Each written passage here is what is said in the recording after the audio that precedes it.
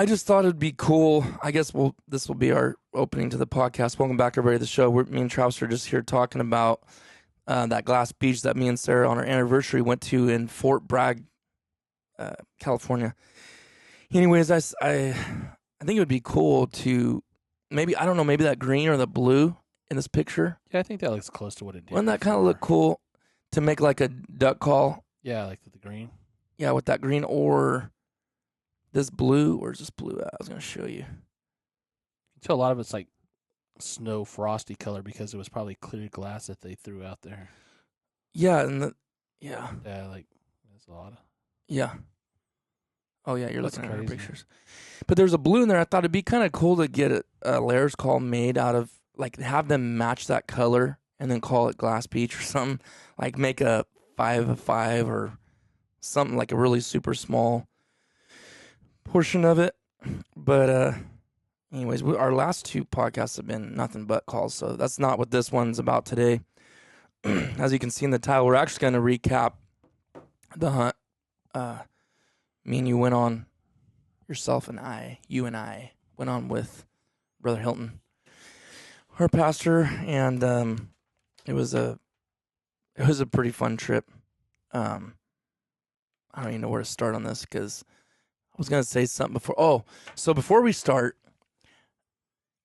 me and you came over the other day. I don't know what you came over for, but you were here. Or were you here, or were we talking on the phone? When was that? The other day, and you came up with all the ideas. Oh, we were talking on the phone because you said that you weren't here. I feel like you came over. We were on the phone. Oh no! I was at your house because you're mounting a bird for me. Don't say what it is, but you're mounting a bird for me, a very special bird. Well, we mounted it already. Yes, I said you were mounting it when I went over there. Oh yeah. Well, it was just finished, so I came over there. It looks awesome. Can't wait to show it to everybody, show the hunt and everything. But anyways, I said, man, I want to revamp my office.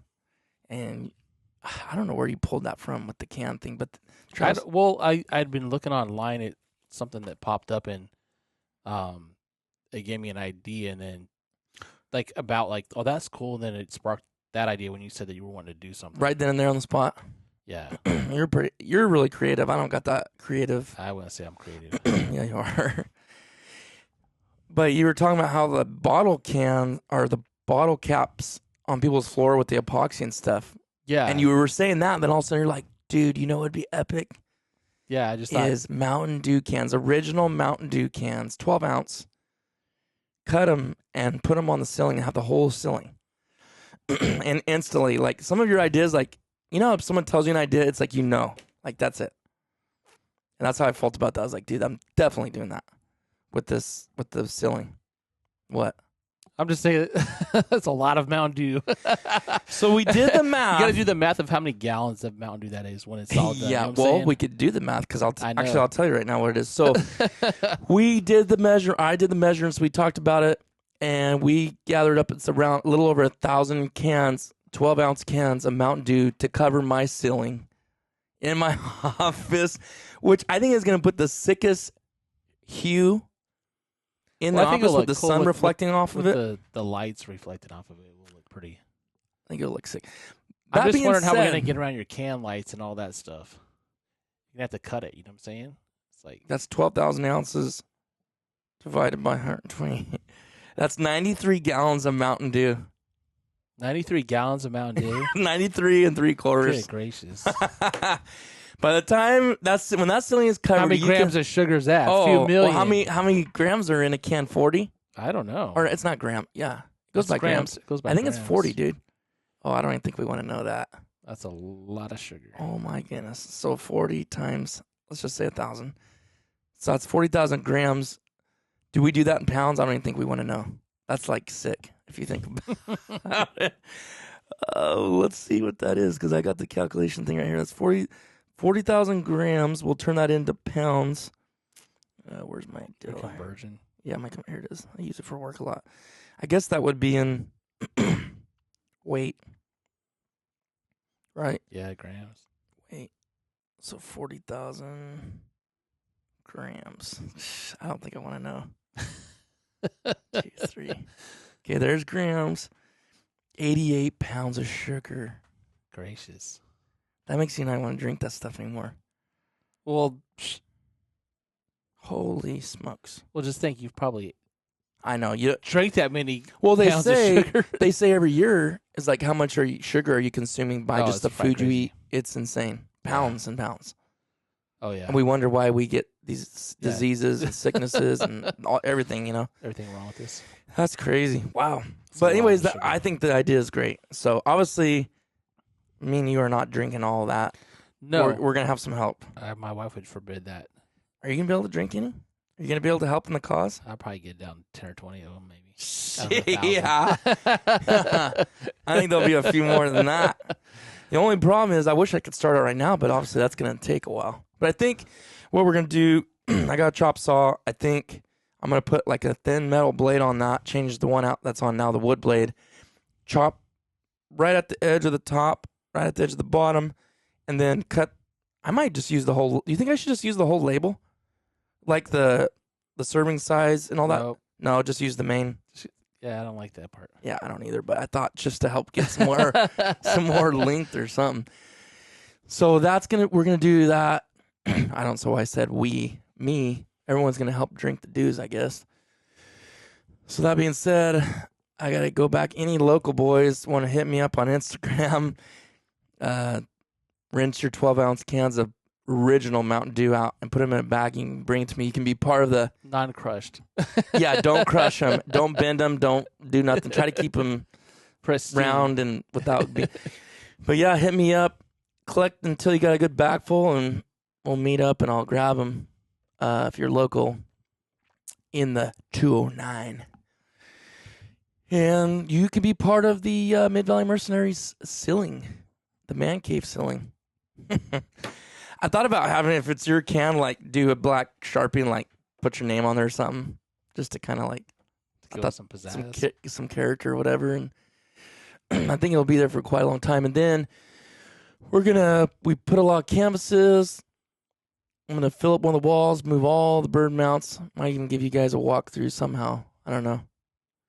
Maybe I'll put it on the MVM Show channel, not the main channel. I don't know. But anyways. That's enough of that, I guess. Just doing some work in here. And I think it'll look really cool. It just feels cluttered right now to me, Hey.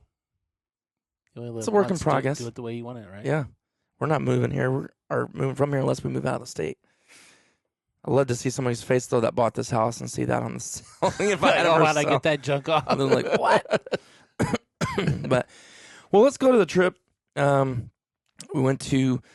With Brother Hilton, we took him to Washington, and the first day, the plan was obviously to hunt public land, and we did. But I booked with Eagle Lakes for one day. Really neat operation, really nice. Yeah, way out of my league. Well, mine too. I mean, and you and I are not really interested in that kind of hunting, are you? No, it's not my style. Yeah. It's not my style of hunting. I mean, it was kind of catered. It's catered. It's neat to see that, I guess, and it's nice to see that, that people are that passionate about it to invest that much time, money. You mean the owners? Yeah, and I'm not sure if that's something that they leave there all year long and, as a nesting area or what, but I mean, potentially it could be, but it's certainly, was epic to see that many mallards, because I haven't really hunted any place where there's that many birds in one spot. Yeah, because at the beginning, what were your thoughts? First day in the morning. In the morning, there was no flight. Nothing. There was absolutely no flight whatsoever. Well, where we were at, and you heard some sparse shooting, but not as much as I think. And it could be the topography of where we were at. We didn't really hear the shooting where the hot spot was, But I think that is what it was. It was a little ways away. It was quite a ways away. It was hilly in that area, and we were set up like almost in like a little slough, right? Mm-hmm. Which was sick, because do you know how fun that would be to shoot mallards right there? If there was birds there, they would be just so close. It would. Oh my goodness! It'd be chip shots. And I know they are. I know I've seen the pictures. I know that's an amazing location. Yeah.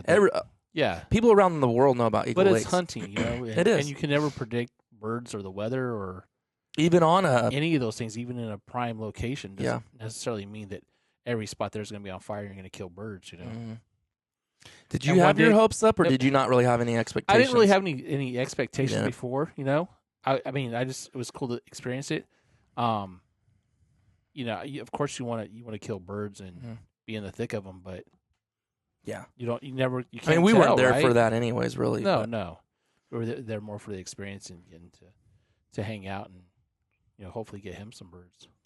And that was our goal, and I think that's what made the whole trip relaxing to me and fun. Like, I mean, both of us obviously want to shoot ducks, especially more so when we're on public land, Yeah, because that's up to us.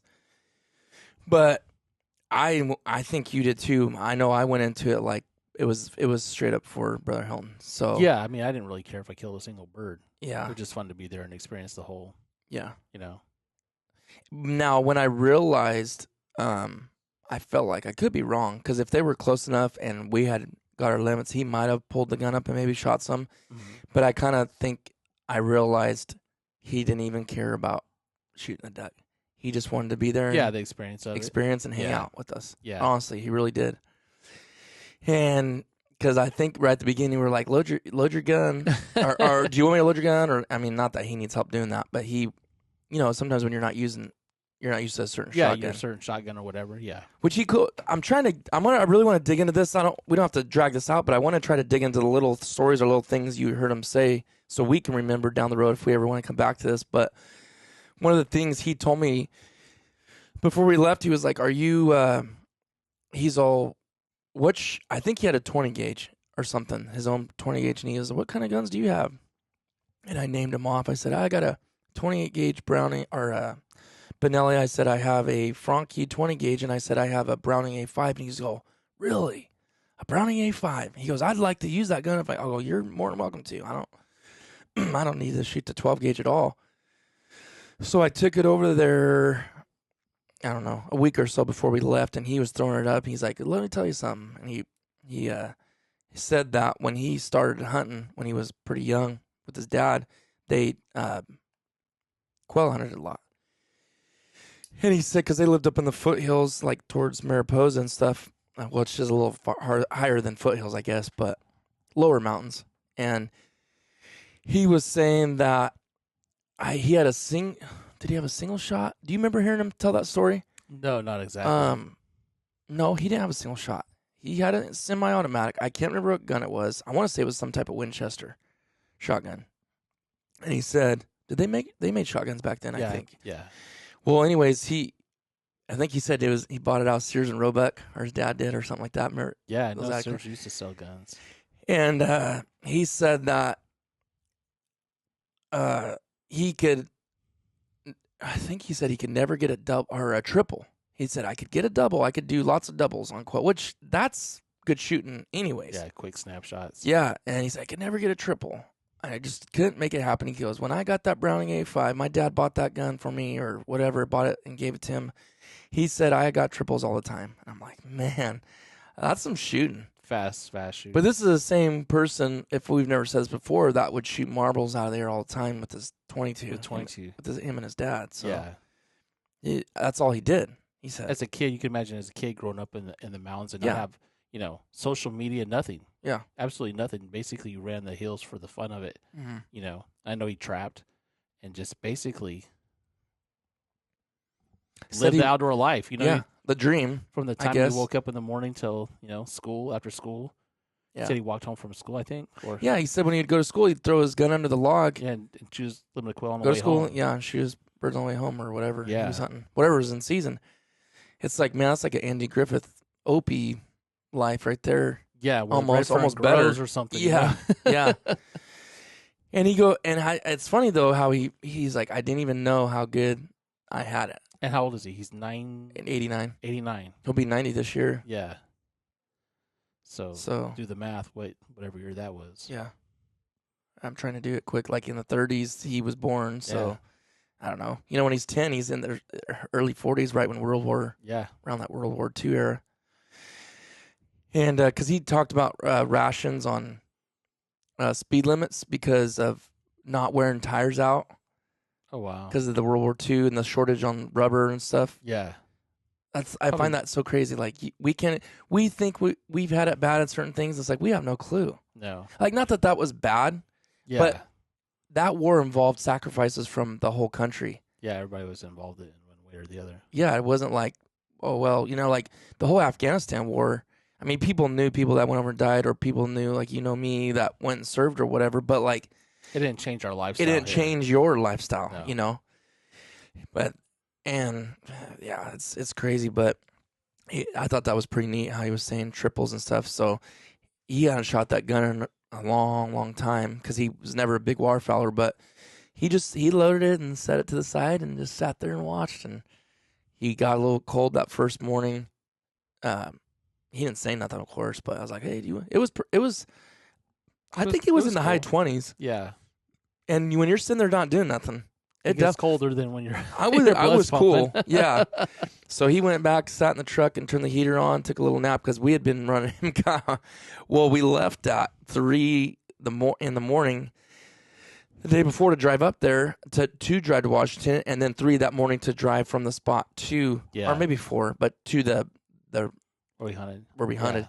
So I know he was tired, and for him to do that at the age, he handles it no problem. But we ended up, so we went and ate lunch, didn't shoot a thing, didn't pull the trigger. Not in the morning.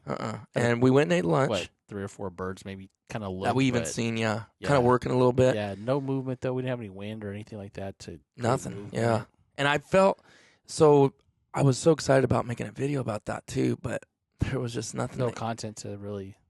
I did some B-roll stuff. I think I'm going to make something called John F. Hilton. Oh, okay. It's probably going to be like 3 minutes long, but I'm going to I did do some B-roll clips of him and you and just certain things. I think I'd like to make something short, just kind of something to go back and remember it. There ain't going to be nothing kill shots, which who cares, but I think I'm going to make something like that. I just haven't done it yet. I'm trying to figure out how I'm going to do it. But when they ate lunch, it was decent. It was kind of neat being that lodge where we were out overlooking that whole lake. I mean, and too, I'm always into, paraphernalia, decoys and paintings and stuff like that. So there was some mounts in there. So just seeing stuff like that, it's pretty neat. Yeah. Really They had some crazy old wood decoys in there, huh? You think those were pretty old? They had to have been. I mean, they looked like it. Yeah. They looked like they were probably from, carvers from way back. Yeah. And they had some old, duck stamp proofs and stuff like that. Yeah. Which is really cool.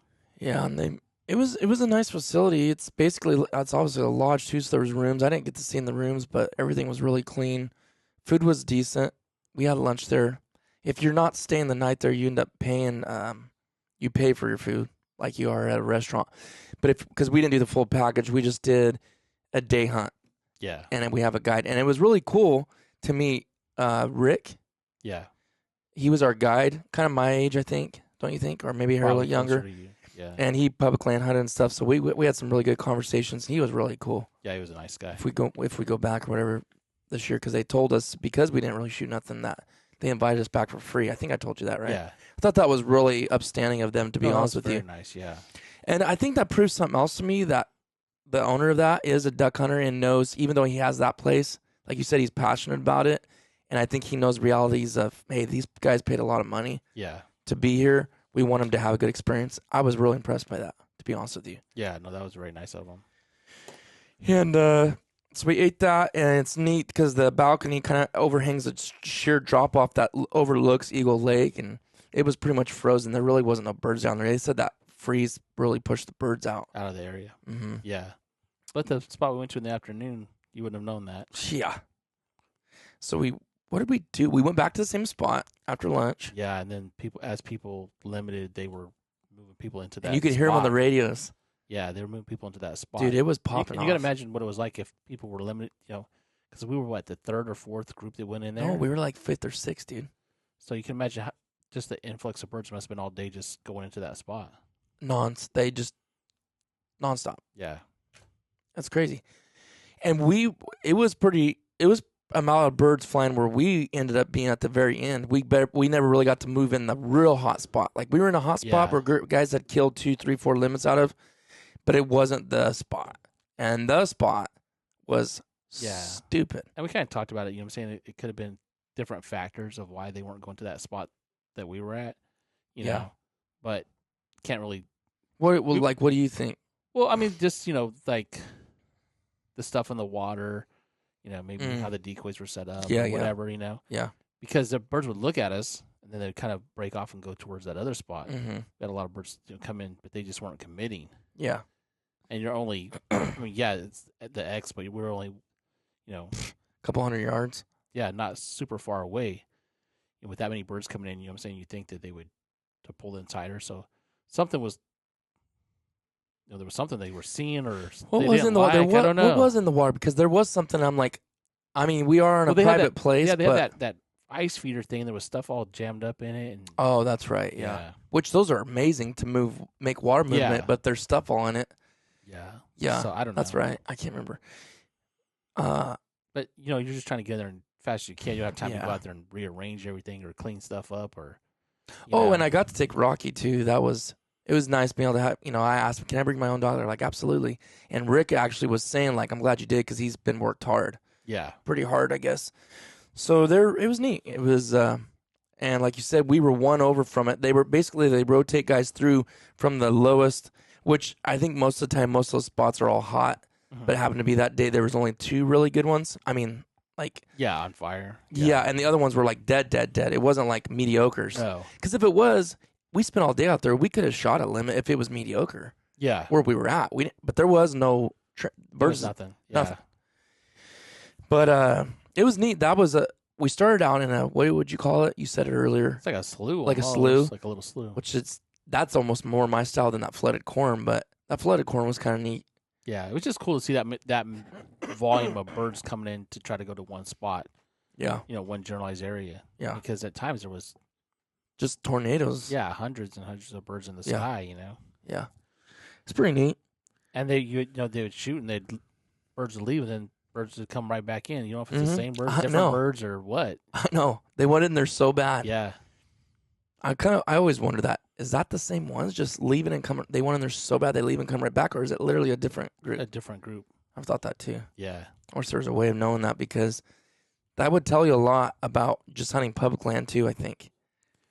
You know what I mean? Have you ever birds wondered? Come back. I think birds come back. So, like, I mean, I do. Like 2 hours later, they're like, let's try this again and come in there. I think they do. I do too, but I never thought about that till we hunted there. I'm like, I wonder when they want something bad enough. Now what about if you shot at them? Are they coming back? I don't know about if you shoot at them, but in that situation, they were shooting nonstop in that situation. So I don't know. How long does a bird's memory last? Yeah.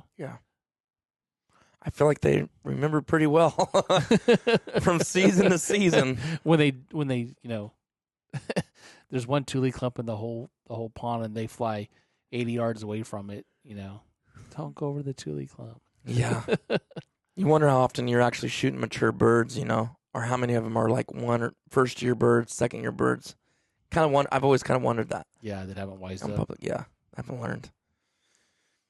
But so we ended up calling that a night. I think, what did we walk out there with? It still wasn't very many, like 5 maybe? or 6. Yeah, and we only hit that spot that had a better flight last hour.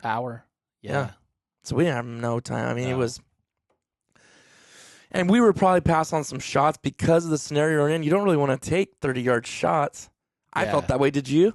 Yeah, no, I was like, like, I could, but why? Yeah. Yeah, so we could have been more aggressive, I guess, but I don't regret nothing. I feel like we did what it was fine. Was right. But so we left. The next day we went public land, and he stayed. I suggested it to him. He wasn't going to at first, if you noticed. I was like, why don't we, you want to just stay in bed? I said, because we need to kind of scout. We'll hunt scout. Yeah. And then in the afternoon, we'll take you out. And at first he wasn't going to do it. And he's like, I'll just go with you guys. And then 10 minutes later, he's like, yeah, I'll rest up and go out with you guys. And so we did that. Man, we went to some spots, to a spot that we had a really good hunt. A couple of hunts out of, actually. And it was just. You and Thomas, right? Yeah. Yeah. We had 2 good hunts within the same period of trip. Mm-hmm. That was good, and it just wasn't. Yeah, I don't know what. I mean, there was birds in the area, We just weren't in the but spot. something had switched up or something had changed, right? Yeah. Because I don't know, man. It was it the second day? Yeah. Or the third day? the second hunt day? No, I'm talking about when we hit the storm and all that. Third. No, that was in the afternoon because we only stayed 2 days. So it was the afternoon, right? We went to that other spot. And there was just waves. Yeah, going to private, but it wasn't until the rain kind of started coming in that we started seeing those huge flocks of birds, and I mean there was thousands of birds that were nonstop coming over our heads, and then you had that spot where when we were leaving that field. Oh yeah, and what was it, cut corn or something out there? I don't know what it was. Yeah, they're just dumping in there. But there was thousands of birds out there, and they would, those birds that seemed to be coming from like ahead of the storm, almost like the storm was pushing them. I don't know what the storm was doing, but they would see those birds vortexing over that cornfield, and they would just join up with them. Yeah. Well, we stayed there for a couple hours and just watched them stack up in that field. Like it was insane. Yeah, there was tons of birds there. So there was birds in the area. They just weren't using the river. And I don't know why. I don't know if when we were there before, the corn wasn't cut yet or fresh, maybe. So I don't know, dude. That might be what it was. Maybe they were doing more of the cutting. Yeah. Or chopping, what they call it. But I don't know. It was really weird to me because if you're competing against that all the time, I feel like you don't have a chance. No, I mean they got to get water. Yeah, I mean they need water, but had tons of food there, Which is the reason why birds are in Washington. Yeah, but I don't know if that was it. It might have just been because it was fresh, or maybe they just started chopping stuff. I don't know. It was kind of interesting, but I wanted to tell one part that I thought was hilarious. So, and I think I got a clip of this somewhere. But me and you, so when we were going out in the afternoon, yeah. So what we did is we hunted. Or like, this ain't looking that good. We'll try a different spot this afternoon. So we left. I think maybe I got a couple. Nothing you were even interested in shooting. I don't even know why I shot him. After I did it, it was like a couple divers. Yeah, I don't even remember what you shot. What'd you shoot? A ringer? Yeah, I think it was. I'll have to go look at the picture. I can't remember. I don't remember what you shot. It was like one bird or two birds. Anyways, there was some other hen divers going by, and we just never even obviously shot him. But anyways, we left. We're like, hey, we'll pick you up. It was like 10 or 11 o'clock. We picked him up, went to Denny's. That was good. He told some stories. I can't quite think of him right now. But so we go back, get changed, get ready to go out and hunt. We unload the boat and everything. And I don't know if you thought of this. I wish I could see in my mind clear as bell, and I wish I could have captured that. But I guess it's one of those things that just lives in your mind forever. But you know how he was wearing that old camo hat? Yeah. The old school, like something my grandpa had. I wish I still had. He had one of those hats. The netted ones with the styrofoam almost. They're super old school. And he wore flannel and stuff. Yeah, flannel. Which I'm like, I need to get in that. Wool pants on. Yeah, wool pants, flannel shirt, lumberjack, Yeah, just, and you would like those guys back in the old days. Look at those old pictures that they didn't freeze to death. You know what I'm saying? With all this high-tech gear that we have now. And, camo patterns and all this stuff. And you see these guys out there with plaid on. Mm-hmm. Red and black.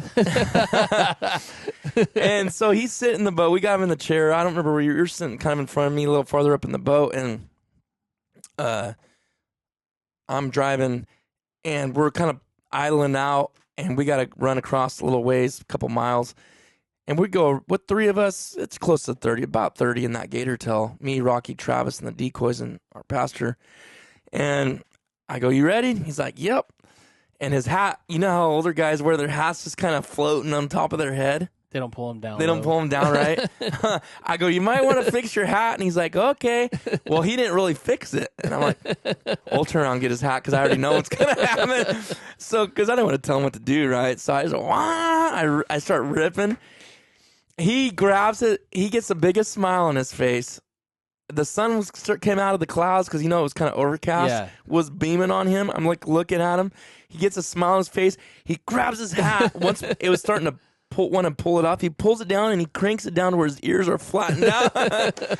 His ears, I was like, man, and he's just smiling. He's just, we're just ripping down the Columbia and the old gator tail, dude, with him, 89 years old, biggest smile on his face. And I was like, man, that was a cool image. Yeah. Like to have in my head for the rest of my life. Just like, I'm like, you know what? We got to do that more with people. You know, I'm like, I mean, if they want to, some people get to that age, they just get to an age and I think they just kind of shut down, don't really want to do stuff. But like your dad's super active. Yeah.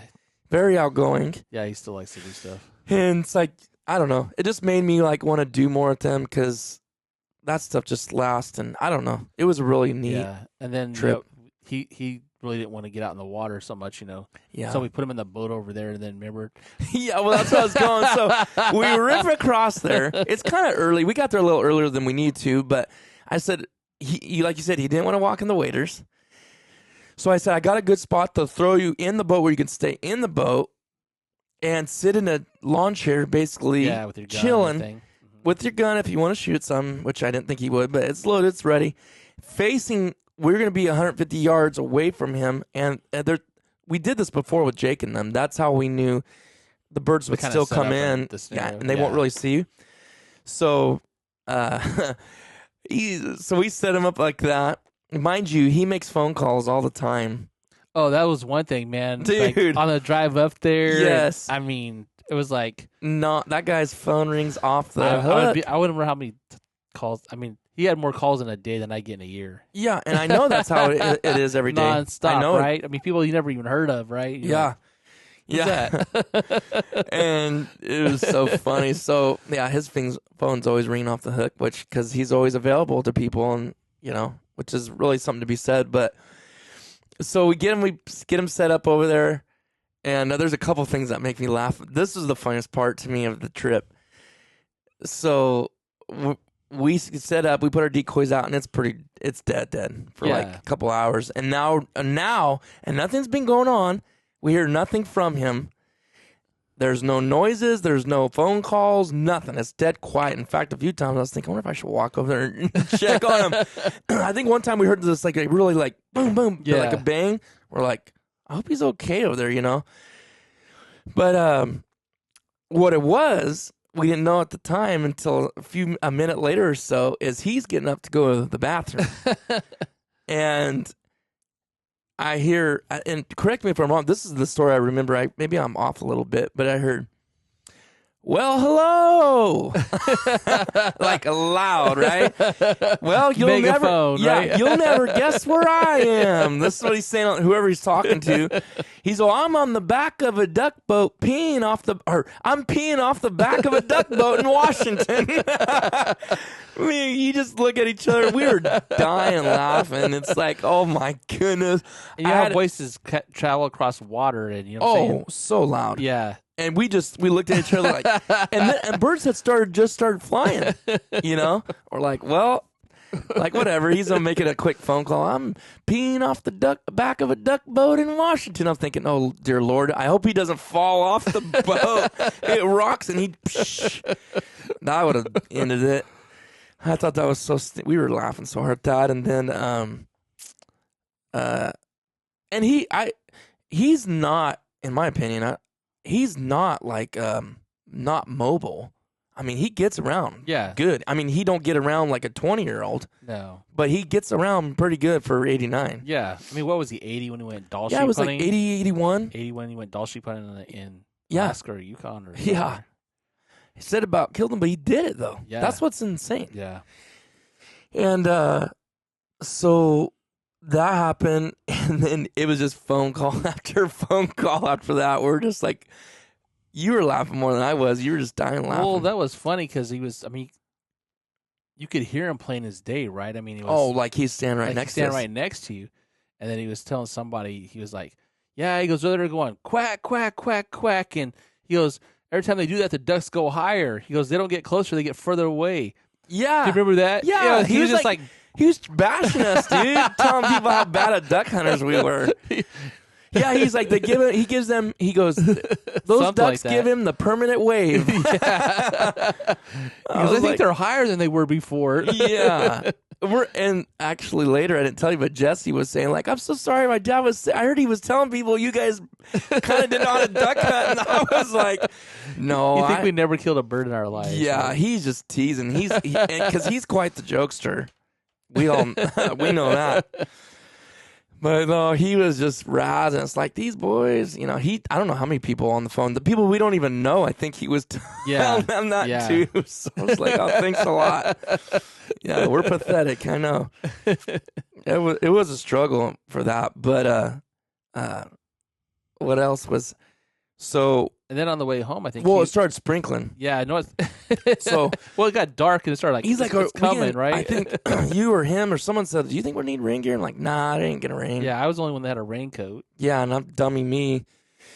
Didn't have one, and it was black. Yeah, coming our way, and it was only like an hour left of shoot time, which is the time you want to be out there. And I was like, man, I think we better call this. But just the way it was, you could tell the birds were not gonna. No, they weren't cooperating. They weren't gonna come there. Even in the last hour, you could tell they weren't gonna come. Yeah, it wasn't. I don't think it was gonna happen. I could be wrong, but I don't think it was. So there was a big yellow and red cell coming our way. So we just hurried up, threw the decoys up, jumped in the boat, and rowed back. That was cool. That was a fun time. And then we went to dinner. Yeah. I think Stinking Carl's. I think we ate at Carl's. Doesn't sound good. Never sounds good. Yeah, we ate there. I'm trying to think of some more details. I feel like I'm leaving a ton of stuff out. I guess not. Well, I know on the way home he got his Z's in. On the way there, he talked a lot, almost till 2:00 in the afternoon. Yeah, we left at 3, something like that. And he basically, I mean, we were all talking. Yeah, it wasn't like he was doing it. I mean, obviously, it's interesting. I mean, you want to listen because I heard a lot of stories, dude. I've never heard. Yeah. On that trip, because when church and stuff, you kind of hear the same ones. Yeah. But like, I feel like on this trip, he had to open up a lot more different things. I think because of the environment, right? We're just us guys, and we're going hunting. It was pretty neat hearing all the stories.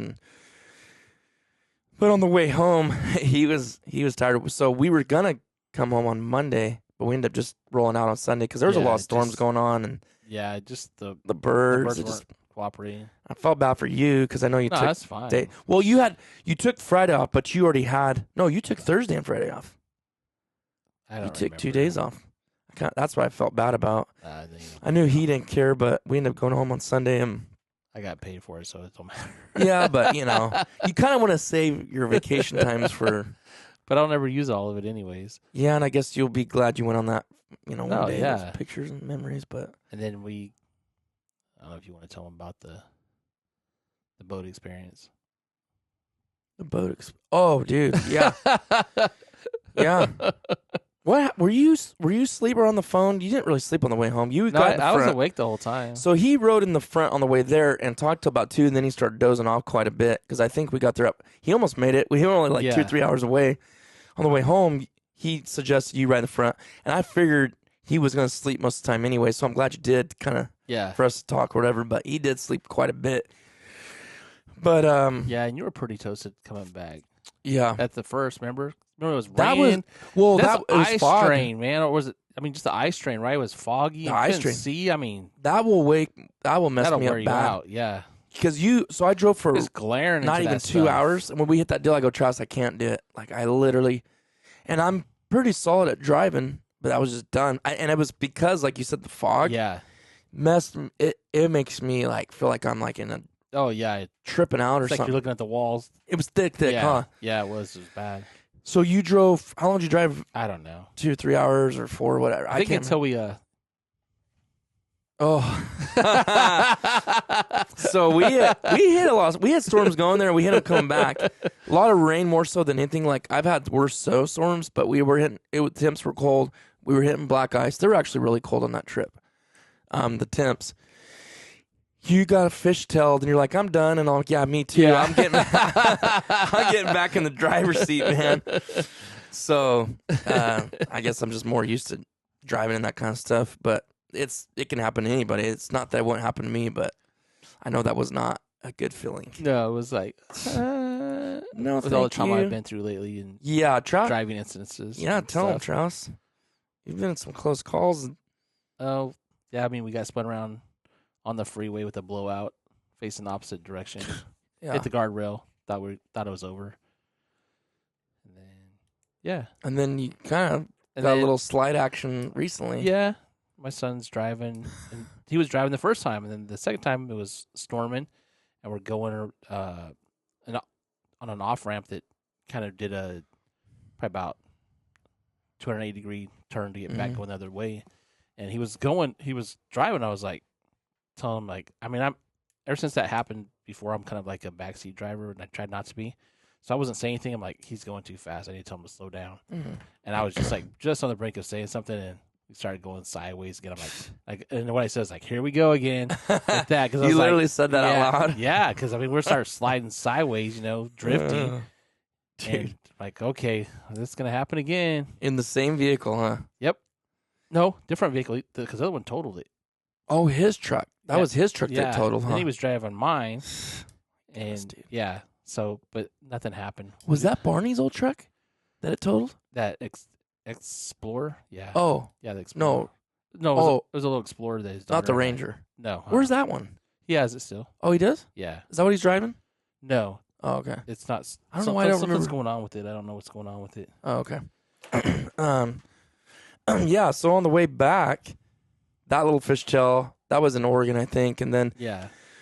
I can't remember kind of what we did. I think we stopped somewhere quick. Was it Taco Bell maybe or whatever? But we were going to go to Sportsman's because they said they had 20 gauge. he wanted 20 gauge. He wanted 20 gauge bismuth or whatever. No, Or tungsten. That's what he was wanting. And they said they had it, and they didn't didn't. when we got there. So we stopped and ate. We were going to, I don't even remember where we went through a drive-through. We kept rolling, huh? We went He through a wanted to go to drive-through. Sizzlers, remember? Yeah, we went through Wendy's, wasn't it? Was it Wendy's? Yeah, you're right. It was Wendy's. It was Wendy's because I got a chili. Yeah. Yeah. Yeah, thanks a lot. You were worse than me. I didn't even have chili. I think you were still worse than me. I might have been. No, you got chili, but you didn't eat it. Yeah, because I said my stomach was already messed up. Yeah, and it was. I forgot about that. Yeah, but I that had to was run nuts. inside in that place because it hit me. Yes. Something hit me. Before you even ate the chili, and you Before still I ate got the chili, chili. then I still got chili. Yeah. Perfect. And then we went to Great idea. Baskin Robbins. Did we go to Baskin Robbins? We did. Not on the way home. I thought we did after we went to Wendy's. Did we stop at a Baskin Robbins? I thought we did that the night before. We did that, dude. We I did don't that the night remember. before after we went to Carl's. We went and got some ice cream. Oh, okay. Yeah. But on the way home, so obviously the gator tail, I guess I could touch on this too, little update, and then we'll probably wrap this one up here pretty quick. So the gator tail is gone. It's sad. I look out in my driveway and there's nothing there, but we are going to pick the boat up. In fact, when you guys hear this, I'll have already picked it up. Or me and Tom Silver already have picked it up, and it'll be in my driveway by this time.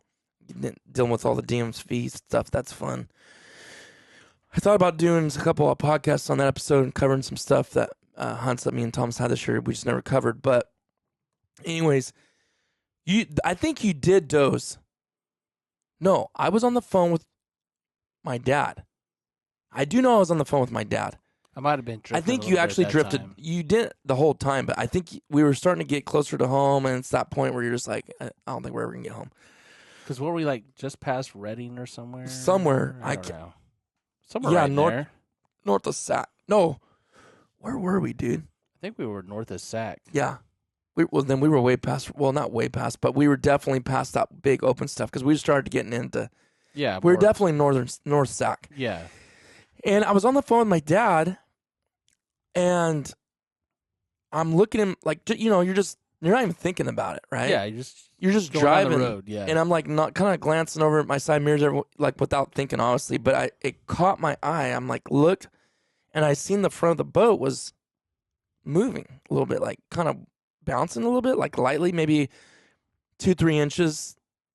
And I was like, and I'm talking, talking to my dad. And I look over to the other mirror, and I see the same thing, obviously. And I'm thinking in my head, like slow motion, everything's slowly processing. And you said something to me, does it look like the boat's moving or something, or something like that? Like I kind of maybe said it, and you kind of came out of it and were like looking. I don't remember what you said. Yeah, and then you said something about I go, dude, it is strap or something. I go, I thought dude, you seen the strap. No, No, you didn't see a strap. No, what You I seen seen something. Yes. Okay, no. I'll rephrase it. I did see a little bit of hop in the boat, but what it is, the straps in the very back were like loose. Like fluttering. And I'm putting, like I said, I'm sitting here talking to my dad, so I'm like not fully alert like I should be. Yeah. And I'm looking at those straps, and they're like flapping in the wind. They should be cranked tight. Yeah. And I'm like, it starts hitting me like, this boat's shifted. Something's done. Something ain't right. Yeah. And you can see the wobble in the front. And you're like, dude, you better pull over and check that thing. I'm like, yeah, I better pull over. And I think maybe I passed one exit. I pulled off the ramp, got up to the top. I come around the corner, and that stinking front strap was snapped. Yeah. And that boat had slid back Quite a bit. 6 inches. Yeah. I said, can you imagine? No. On I-5, Interstate 5, biggest interstate in California. And that was good and traffic. that stinking, oh, dude, it wasn't bumper to bumper, but it was thick. Like, people will not have avoided that thing. Can you imagine that thing launching off the back of that trailer, dude? Oh, my goodness. And honest to God, not really, and I'm not even saying that because of me having the boat do that. I'm talking about what could have happened with cars. Yeah. It could have killed someone. Easily. Like, hit that, like the guy behind me maybe swerves, but what about the person behind him? Yeah. Oh, my goodness. That would have been. And the boat's going to be moving when it hits the asphalt. That would have been devastating, dude. I can't even imagine what that would have did. So it was just like, oh, thank you, Lord, for helping me see that. So we cut about, I don't know, maybe 8 inches or a foot off that thing where you could tell it was fresh. Yeah. There was definitely plenty of strap to do that with. Yeah. We cut fresh and retied and ratcheted the back down, and I don't think he never woke up that whole time. I don't think he ever knew that even happened. That was funny. Took a leak and hit the road again, but I was like, whew, thank goodness, thank the Lord. That could have been really bad. That would have really ended a neat trip in a bad way. But then we got back and loaded everything, and I think that was kind of the end of it. I don't think there was really. We were in some heavy rain that last couple hours, though. Matter of fact, that is when the fun began. That's when I started hitting the flood waters. Yeah. And my goodness, holy smokes, the days of my lives. Bum, bum, bum, bum. These are the days of our lives. That was pretty much what it was, because I thought, Lord, is this you blessing me for taking my pastor on a dead hunt?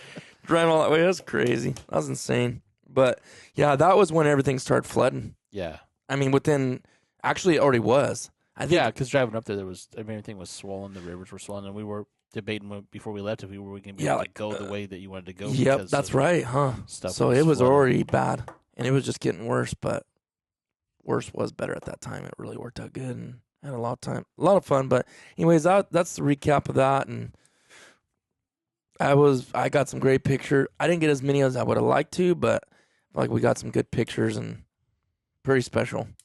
There's just some things that's all it's about. Yeah, you always remember it. Yeah, it's cool. But anyways, anything else to add? I got to go to work here in a little bit, I guess. Fun. Fortunately. One more night. But, all right, guys, don't forget the Mountain Dew thing. Chalice, drink up.